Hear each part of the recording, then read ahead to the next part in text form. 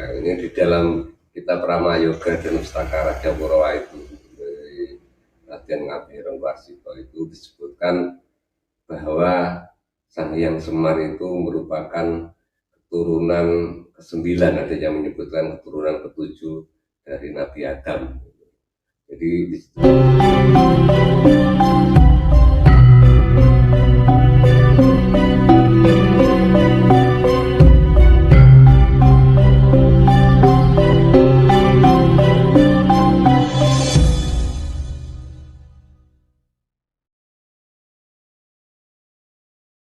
wabarakatuh Bali. Waalaikumsalam warahmatullahi wabarakatuh. Mohon maaf ini ganggu waktunya lagi Bali. Malam-malam mau ngajak bincang-bincang Bali, siapa tahu bisa memberi kejelasan lagi yang selama ini menjadi simpang siur ya yang terjadi di masyarakat Nusantara. Monggo Bali ikut. Tak darengnya kita berdoa dulu bersama ya, semoga apa yang nanti jagungan kita nanti itu semoga membawa berkah untuk kita semuanya. Al-Fatihah.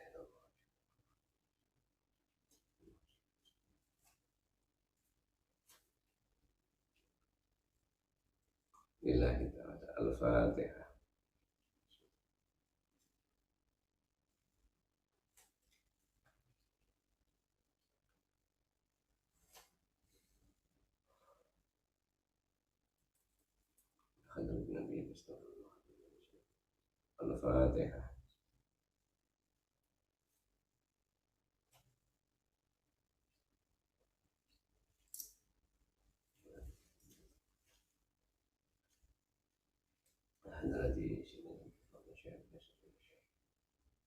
Al-Fatihah.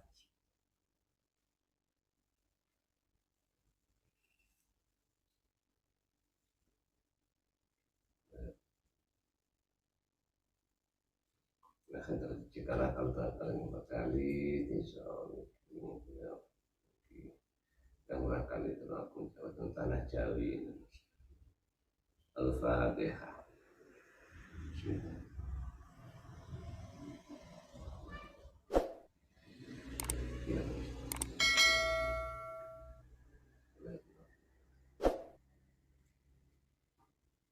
Dari Rufif Jazati Stayat Yasbah Al-Fatihah.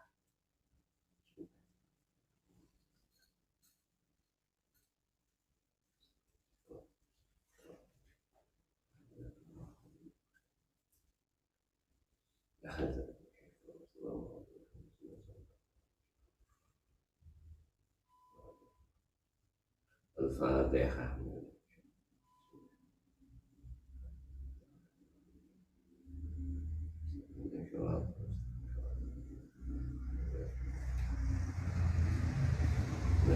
Yang sebahullah sejenis-jenis saya Bapak Ibu sekali Al-Fatihah.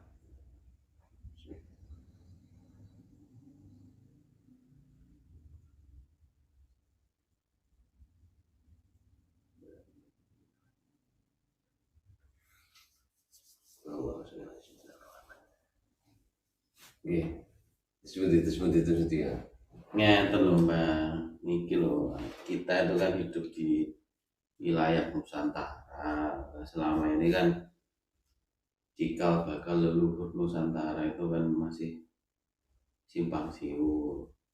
Ada yang berasal dari si A, si B, si C lah. Menurut pandangan Mbah Halim itu seperti apa? Sebenarnya penghuni Nusantara sebelum ada pendatang dari mana-mana maupun agama dari mana-mana itu seperti apa pandangannya Mbah Halim? Begini ya. Sebelumnya apa yang kita bahas di jagungan ini bukan masalah benar atau salah, tetapi kita belajar bersama-sama. Ya. Pada para alim ulama, kepada para sesepuh, hati sepuh dan bikin sepuh semuanya, ini bukan menggurui, tapi ini masih belajar bersama dan apa yang kita bahas jagungan ini semoga membuka wawasan kita menjadi berkah itu saja.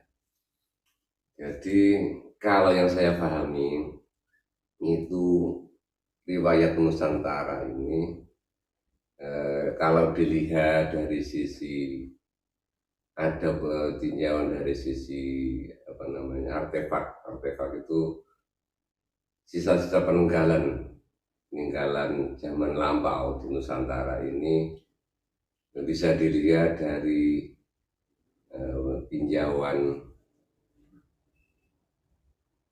zaman, yaitu zaman dibagi dari zaman Paleolitikum, kemudian zaman Mesolitikum dan Neolitikum. Karena zaman Paleolitikum itu diartikan sebagai zaman batu tua. Jadi di Nusantara ini peninggalan-peninggalan yang berkaitan dengan zaman Paleolitikum itu seperti ditemukan di Ngandong, kemudian di Mojokerto, ada juga di Sangiran, kemudian ada di Wajak. Seperti misalkan ada Pithecanthropus erectus, Pithecanthropus mojokertoensis, kemudian ada Homo soloensis, Wajakensis, Homo wajakensis. Nah dari artefak-artefak yang ditemukan yang menandakan pada zaman Paleolitikum itu seperti ditemukannya alat-alat, terutama alat-alat berburu. Jadi seperti apa namanya kapak genggam itu alat sederhana dari batu gitu. Kemudian ada kapak perimbas itu juga masih dari batu ya kan. Kemudian apa namanya bukan flex itu alat-alat untuk sepit untuk memecah yang kecil. Kemudian ditemukan juga seperti apa namanya alat-alat yang lebih mudah lagi, itu yang alat-alat untuk digunakan untuk apa namanya lebih maju seperti untuk bertani, semacam bertani. Jadi perkembangannya dulu itu kalau zaman Paleolitikum itu sekitar berlangsungnya itu sekitar 600.000 tahun. Kalau berdasarkan dari sisi tinjauan sisi sedimen atau endapan di Nusantara itu dimulai dari adanya peradaban itu sekitar Pleistosis akhir. Pleistosis itu ada Pleistosis awal, Pleistosis tengah, dan Pleistosis akhir. Pleistosis awal itu masanya sekitar 1 juta 1 juta lebih sampai ke 0,8 juta tahun yang lalu. Kemudian di Pleistosis tengah itu sekitar 0,8 juta sampai 120.000 tahun yang lalu. Nah, Pleistosis akhir itu 120.000 tahun yang lalu sampai 12.000 tahun yang lalu. Itu sebelum Masehi ya, Pak? Belum Masehi Masian. Jadi jauh sebelum Masehi. Sekali ya. Jauh sebelum Masehi itu. Berarti di Nusantara sudah ada kehidupan ya, Mas? Sudah ada kehidupan, dan itu dibuktikan dengan ditemukannya apa namanya peninggalan seperti termasuk artefak, kemudian apa namanya fosil manusia purba tadi itu. Jadi di Indonesia sudah ada peradaban sebagai manusia modern itu sekitar 40.000 tahun yang lalu.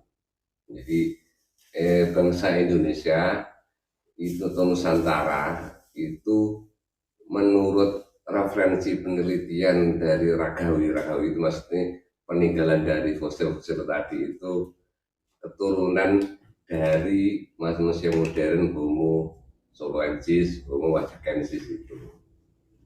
Jadi kalau berdasarkan rasnya penghuni Nusantara itu merupakan keturunan ras dari Proto-Melanesia itu atau Proto-Melayu.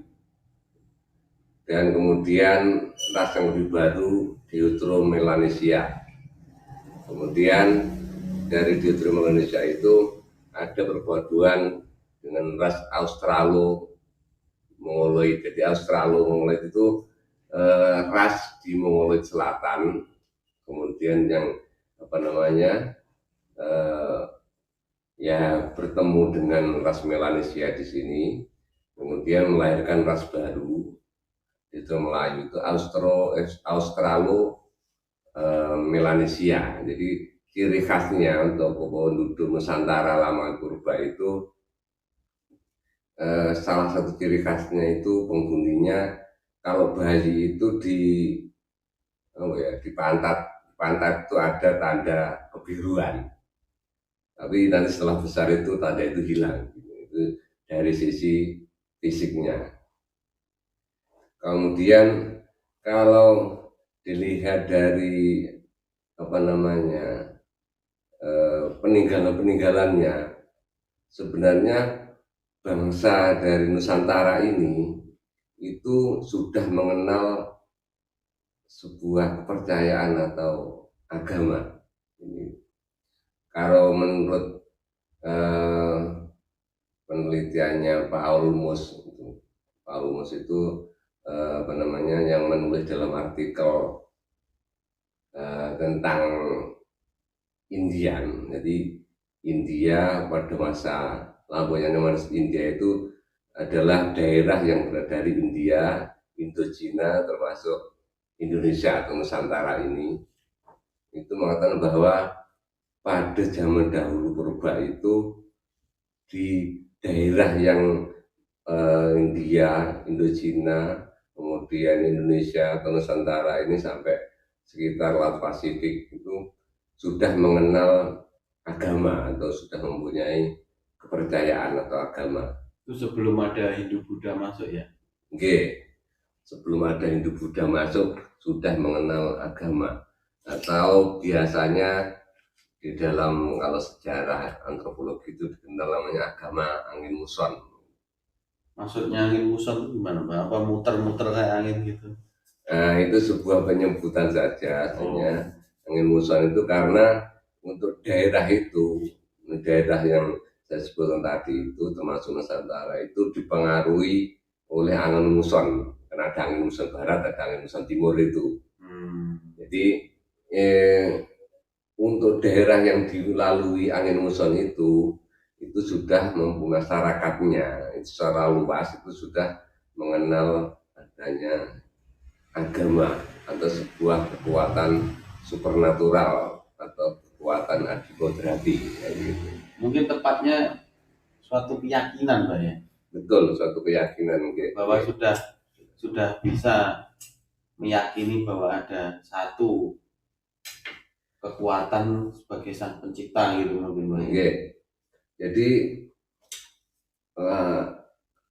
mereka masyarakat purba itu terutama di Nusantara purba ini atau kalau kita lebih mengerucut itu di Jawa purba ini itu sudah mengenal kekuatan adikodrati yang artinya itu ada kekuatan super atau supranatural yang menciptakan kemudian mengelola dan menguasai dari dunia.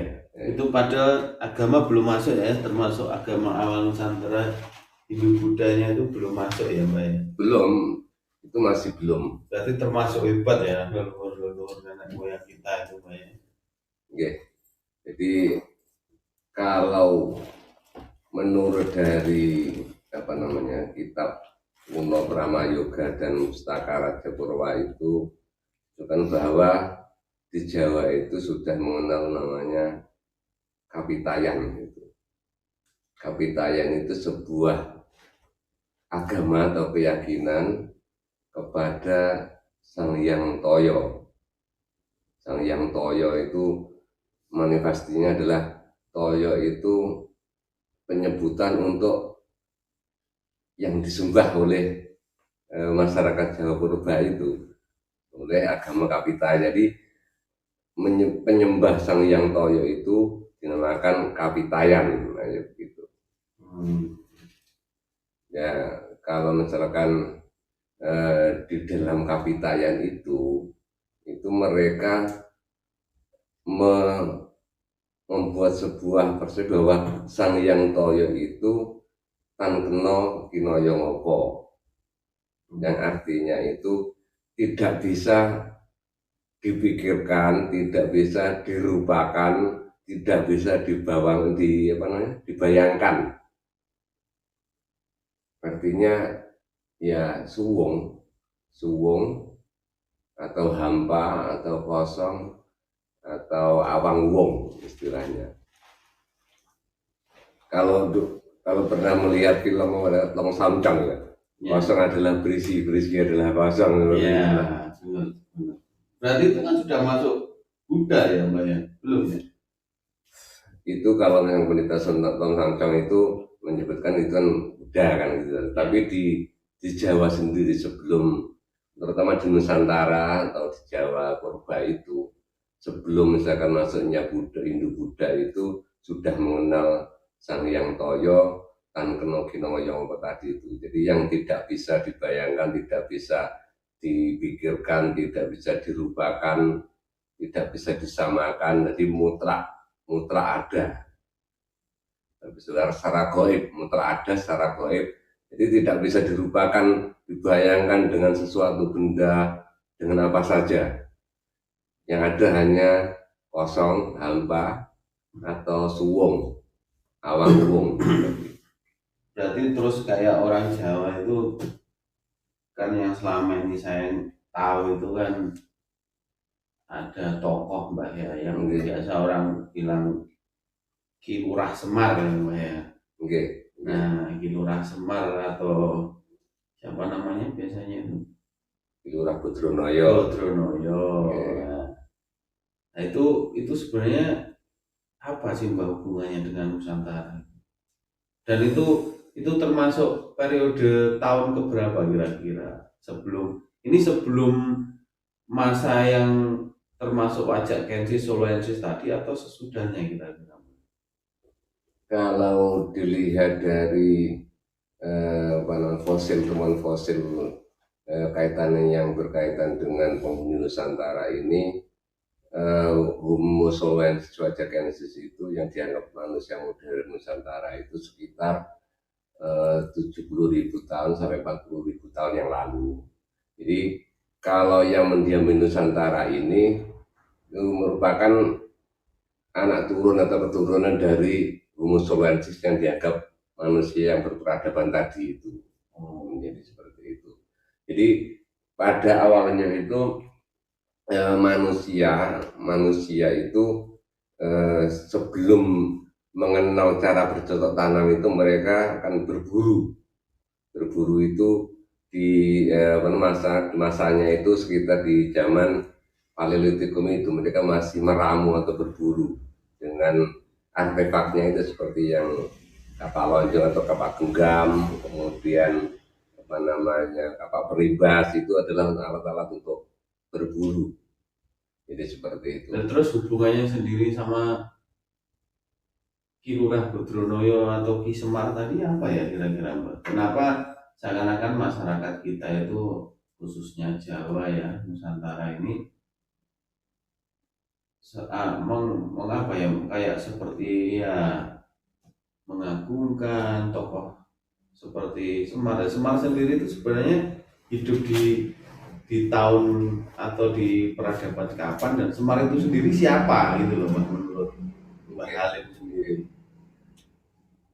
Kalau dari sisi silsilah gitu ya, ini di dalam kitab Pramayoga dan Ustakara Jawarawa itu dari Raden Ngabireng Warsito itu disebutkan bahwa Sang Hyang Semar itu merupakan keturunan ke-9, ada yang menyebutkan keturunan ke-7 dari Nabi Adam.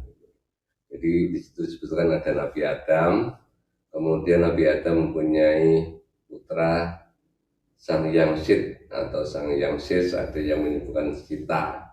Nabi Sis itu ya? Ya, Nabi Sis. Kalau di Jawa biasanya Nabisis.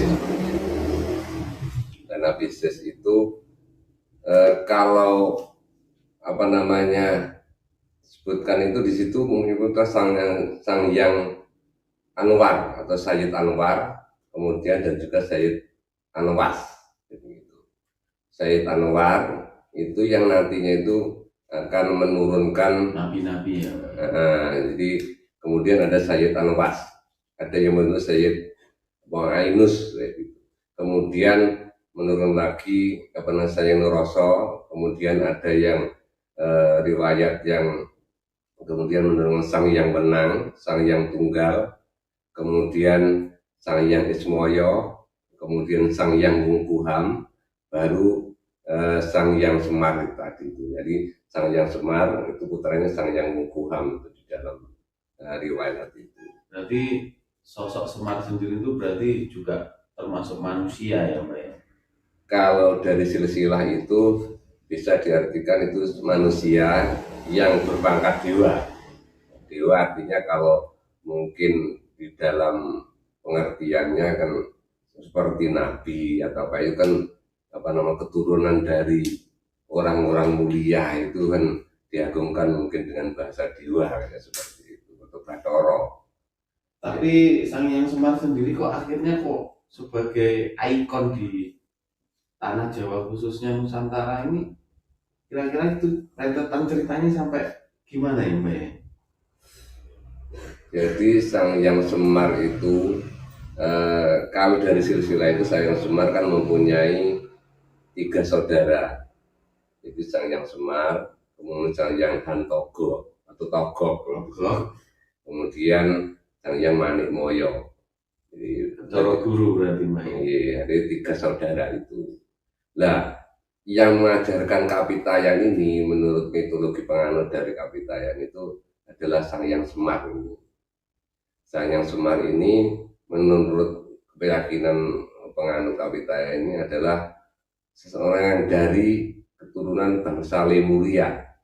Bangsa Lemuria ini menurut penelitian itu sejaman dengan bangsa Atlantis. Jadi dan keyakinan tentang adanya bangsa Atlantis ini, bangsa yang berperadaban sangat maju di masa lalu itu pertama kali kan dimunculkan oleh yang filosof atau filsafat Yunani Plato. Jadi Plato menyebutkan adanya Atlantis yang terletak di timur jauh, seperti itu.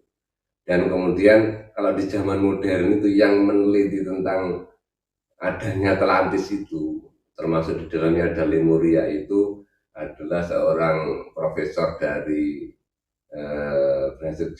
Arius Santos yang meneliti tentang Atlantis selama 30 tahun.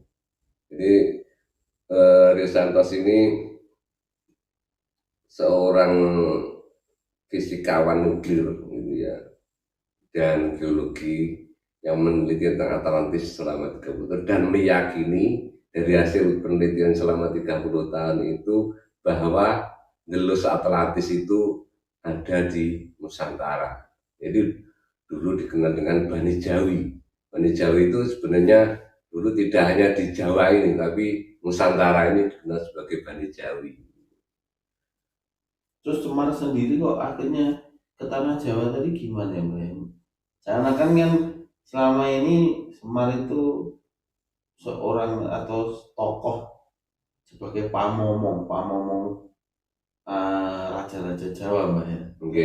Ada yang apa itu dari fase awal masuknya Islam itu kan ada yang bilang di sini sudah ada penghuninya seperti Sang Yang Semar. Nah itu rentetan ceritanya menurut Mbak Halim itu seperti apa? Dari yang awal dari Wajakensis, Soloensis sampai orang Jawa meyakini bahwa leluhur kita itu di sini dimomong oleh Sang Yang Semar, sampai yang saya ngerti kan Brawijaya V itu waktu diserang oleh kerajaan Demak dan melarikan diri, ini konon ceritanya seperti itu ya Mbak ya. Ke Ke Gunung Lawu itu kan dia ditemani oleh Sabdo Palono Yogi Gongga itu kan menurut versi lainnya ini juga itu Sang Semar. Nah ini bagaimana menurut Mbak Alif itu? Kebenarannya itu kan cuma satu ya hakiki kan Mbak ya. Iya. Cuma kita kan coba mengulas. Oke. Menurut Mbak Alif itu versinya seperti apa? Oke.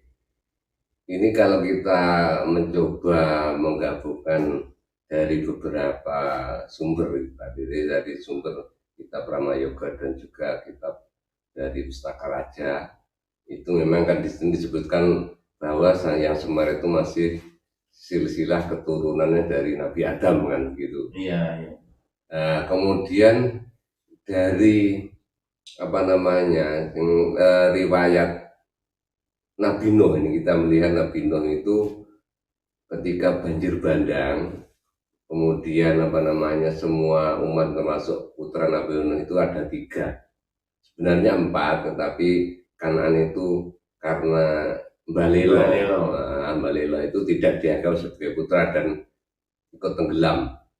Termasuk istrinya Mbak. Jadi berdasarkan riwayat Nabi Nuh itu semua yang ada di bumi itu tenggelam dan semua orang yang tidak taat itu tenggelam semuanya. Hanya tersisa Nabi Nuh, 3 putranya dan umat-umat yang ikut bersama Nabi Nuh, juga pasangan hewan-hewan nanti. Nah, dari riwayat Nabi Nuh itu mempunyai 3 putra, yaitu Sam, Han, dan Yafet. Nah, dari apa namanya kitab Ramayoga Pustaka Raja Purwo itu di situ disebutkan bahwa Sang Hyang Semar itu mempunyai saudara 3 juga.